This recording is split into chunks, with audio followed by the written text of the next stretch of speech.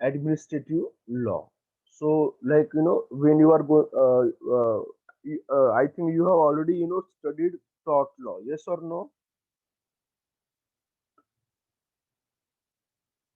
Hello. My dearest. Sir, your voice is cracking little. Okay. Now, are you able to hear?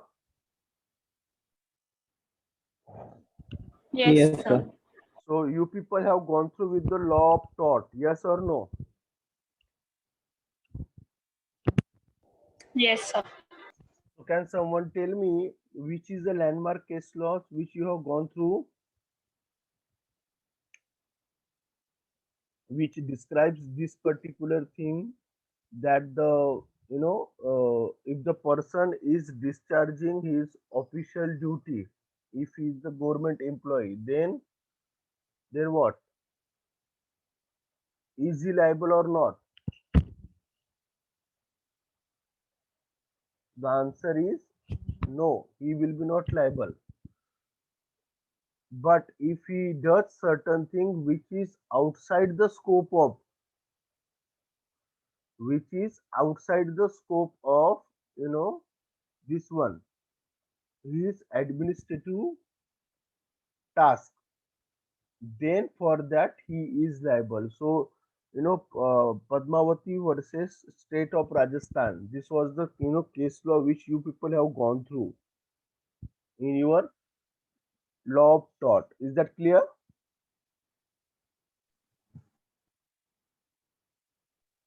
Yes. Okay. Now let's understand the second one. That is the private agent. So most of the time, private agents are appointed. Okay.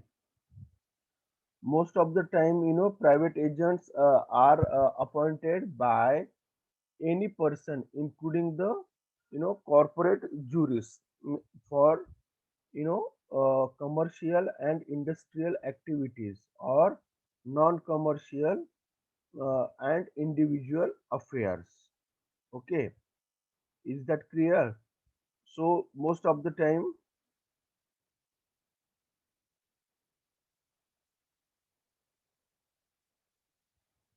okay, so our here most of the time that these private agent is been appointed for the commercial and industrial activities, or non-commercial and individual affairs, anything, it can be anything. Okay, so there is no issue whether it has been appointed for the industrial activities or whether it has been appointed for the personal affairs. Like, I will give example. Now I am appointing Disha as my general power of attorney. So Disha is now representing me in all my legal transaction, or whatever the property is required to be sold. If Disha is entering into a contract or selling this property, then I am having no problem, because Disha is my agent, private agent, through GPA, that is the general power of attorney. And this you will be understanding when you are in the fourth year, that is the Transfer of Property Act. Okay, is that clear? Yes. Okay, Yes. now let us understand home agent. Home agent means what? Who are authorized to operate within the home country of the principal. A clearing agent operates in the port of the home country of the importer.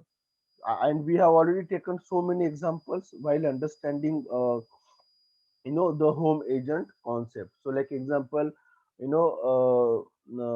is a Disha and company, and now Amarjit is acting as a agent of the company in India. So no problem, because Amarjit is the home agent. Okay, Amarjit is home agent as far as Disha company is concerned. Now, foreign agent, when a agent operates in a foreign country outside, okay, outside the country of the principal. For example, like shipping agents operating in port of foreign countries are foreign agents of the importer. So like example, now Mogia is there. Dishan company has appointed Mogia. As far as the South Africa is concerned, whatever the goods those are going to be, exported and imported by the Dishan company in India, Mogia is taking care, of this that particular South African country. So now Mogia is becoming foreign agent here. Okay. Now general agent. General agent means what? Uh, he is generally, commercially in commercial sector, especially in the wholesale and retail trading, have unlimited power, and of course within the nature of the trade, business and commerce. So most of the time this principal and agent concept is understood in general agent concept, unless otherwise it is otherwise mentioned. Okay, so this is how the things are very clearly mentioned.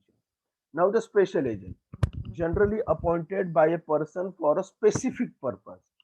The authority is strictly confined to specified limits, and the agent cannot exceed that limit and bind the principal. So like example I will tell you. Now Disha and company has appointed, let's say that, ISAC. For what? For only, to whenever there is a particular issues are there in the workers, he will be acting, as a arbitrator. So now what happens here? ISAC is, having a limited special power and acting in a special circumstances. So whenever there is a workers dispute with the Dishan company's management, then only the ISAC will come into the picture, and he will try to resolve that particular issue, in between the worker and the this one Dishan company management. Okay, this is how the simple things that will be happening. But in any other matter, suppose if there is a dispute, of a Dishan company with the third party.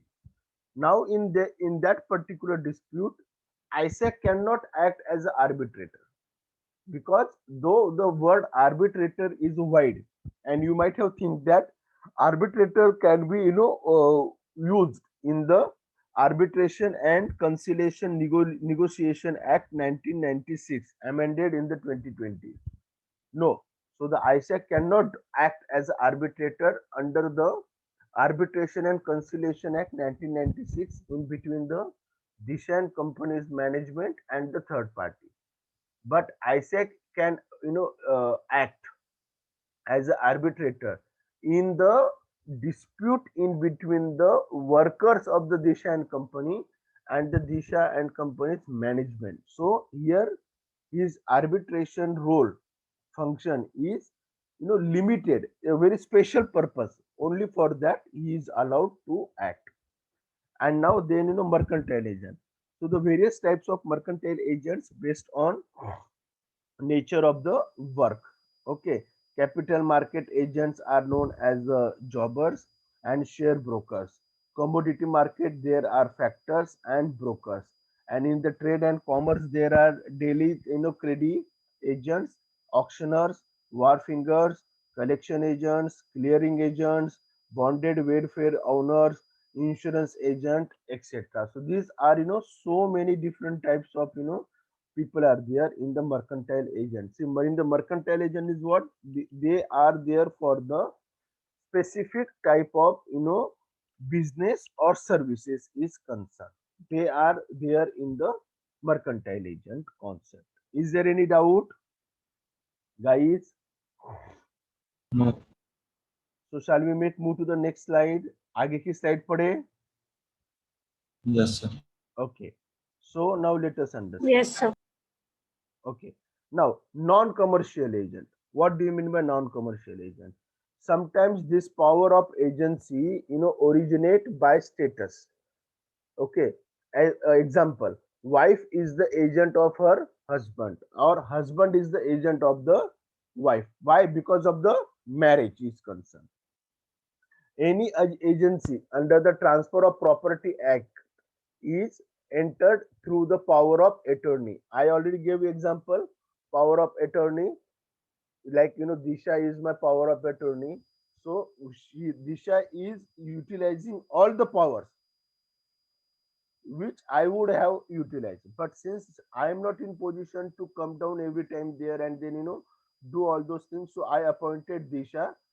Whenever there is a particular things or requirement of mine, Disha will be acting and fulfilling all the condition on behalf of me, and therefore she has been appointed as a power of attorney.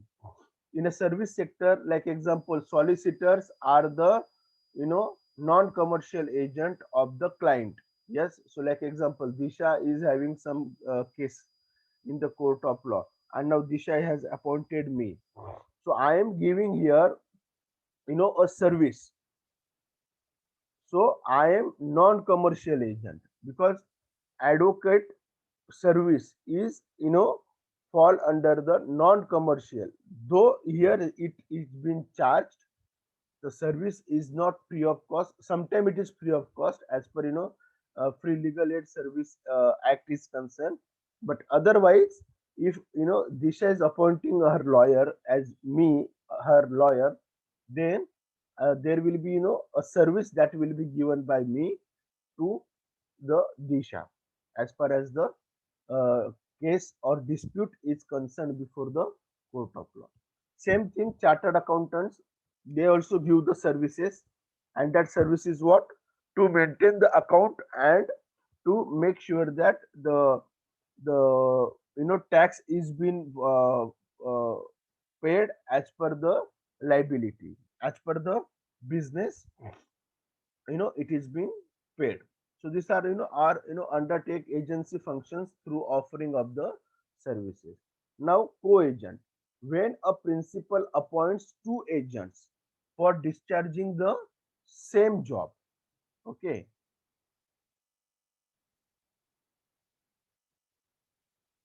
Any agent providing services will come under non-commercial agent. No, no. Services are also different type of things. So very selected services will be for the non-commercial purpose. So like example, some those services which are given for individual, only those services will be falling under non-commercial agent. And those services which are offered at public at large, now those services will fall under the commercial agent services. Are you get? So example is that, suppose you have brought washing machine of the LG company, and something went wrong, and now there is a service person who is coming and giving you a certain kind of services in terms of repairing of your washing machine. Now this particular service is what? Is it a non-commercial or is it a commercial? Disha? Non-commercial. No, it is commercial. Non-commercial, Why? sir. Why? Commercial, sir. Because the service is provided once you have purchased the good, and the good was a commercial purpose. So Correct. it'll come under commercial aid. And the second thing is, this service is available to the public at large. Those the customer who has purchased the LG washing machine or LG equipment, and if something goes wrong, then the LG company is providing services to all the various uh, equipment of various types of customers. Is that clear? Yes, sir.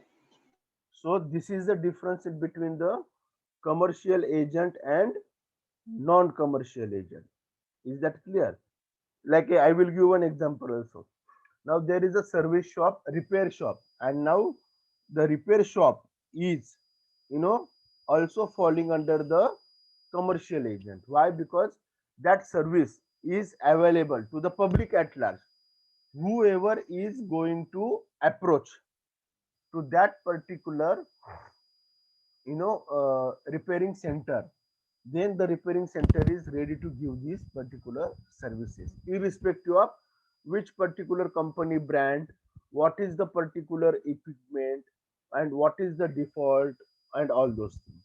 Okay, so now co-agent, where principal appoints two agents for discharging the same job, or one agent to discharge the job along with the principal.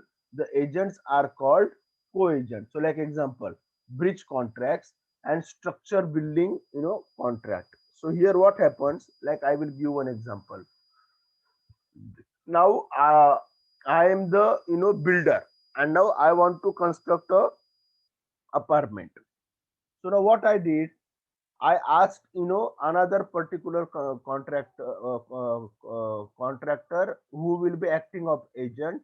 Now he is supplying all the raw material to me. Now I ask another contractor who will become my agent. Now he is providing me complete labor.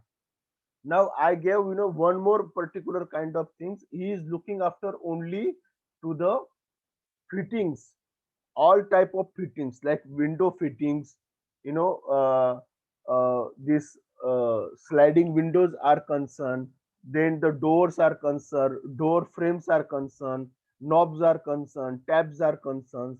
Okay, all type of, water fittings are concerned. Now that I gave, one particular thing. So these are all what, when there is a structure building is concerned, then there can be a co-agent, means more than one agent is appointed, and they are working for so many things, but there are more than one agent is there. Now the sub agent, generally speaking, an agent cannot delegate his work further. Delegates non potest delegere, that is, once delegated, power cannot be further delegated. But in the commercial world, unless it is prohibited, sub delegation is quite normal. So now, there is a sub delegation also. So sub agents are those who are assigned a task by the agent against commission, and insofar as the principal is concerned, the sub-agent also becomes an agent for all practical purposes. So now the question comes here is that who can be an agent? So this answer has been given in section 184. Any person can be appointed as an agent at the risk of principal. पर यहाँ पर you have to keep one thing in mind. Capacity to enter into a contract is very much important. Now, what do you mean by capacity to enter into a contract? Age. Correct. Age factor is important. So now we'll stop here, and everyone please switch on your video. I'm going to take your attendance.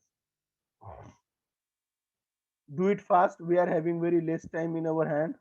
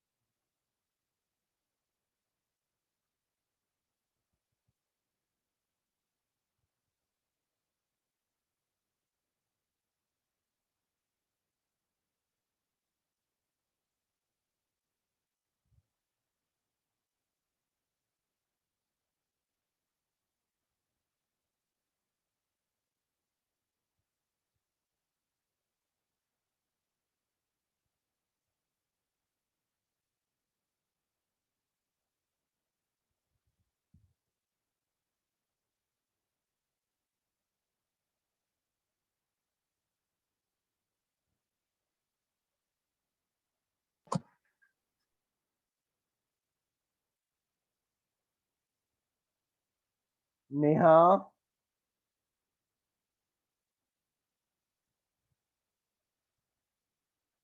Shabir,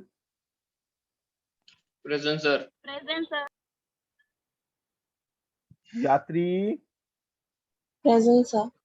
Jitendra, Present, sir. Ali, Present, sir. Karan, Yagnesh, Amarjeet, Present, sir.